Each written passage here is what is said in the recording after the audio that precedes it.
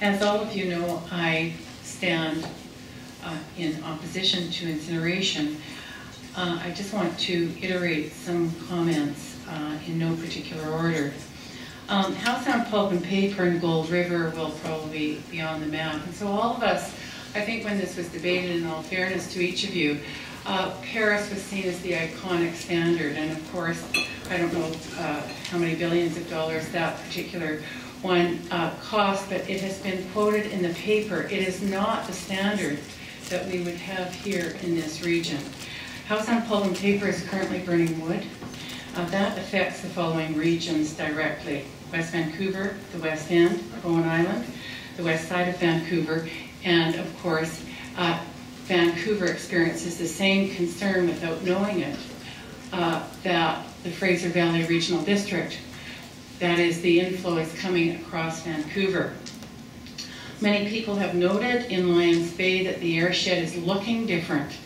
I'm hoping that, and I'll ask staff, Johnny Carline, to comment in a moment when my remarks are over, but regarding air quality monitoring and fine particulate waste monitoring, I want to remind all of the directors and staff of the law of physics, and what we burn, we don't get rid of. It becomes just a different property through the law of physics.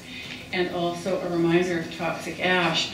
I would have liked to have seen, and I will take the opportunity to review the AECOM report. All of us know that AECOM had to step aside after, I think, phase 3 of 4 as our consultants, because they were in conflict of interest position, that came to us the night before a meeting in a document that was about 100 pages long.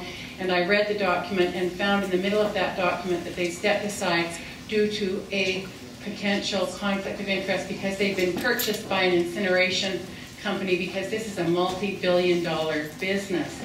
Now, the incineration or waste to energy will not be meeting any standards outside of our jurisdiction, and we have based all of this on a belief, perhaps falsely, that we can set the standard.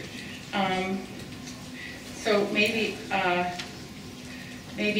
I can just finish with this, is that this is at the SS&WD table. It should be at the Metro table as air quality under the Energy Committee. And I would hope that this moves to, it can be concurrent with, but that it should be, it's an air quality issue for all of this region, and particularly Lions Bay being on the other side of that mountain. It has been a watchdog previously, and while it's not highly respected in that position, it is in that position.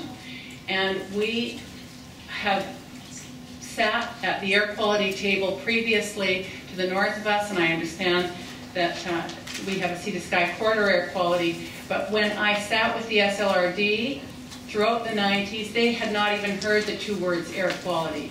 This is a serious going back to our past, where we had False Creek filled with poor air quality, and it is only our lifetimes where we can be proud to be Vancouverites, we can be proud to be British Columbians, where a born and raised British Columbian I am, and I was not proud of our air quality while I grew up in Burnaby, where we had to shut down our schools because we couldn't see the hand in front of our face.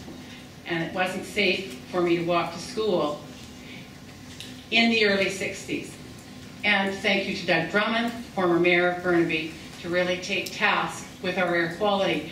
I think this table, because many of you didn't sit here during the 90s when air quality was such an intense issue, do not understand the importance of air quality visually, but the fine particulate waste that goes into our lungs and is airborne. Thank you so much.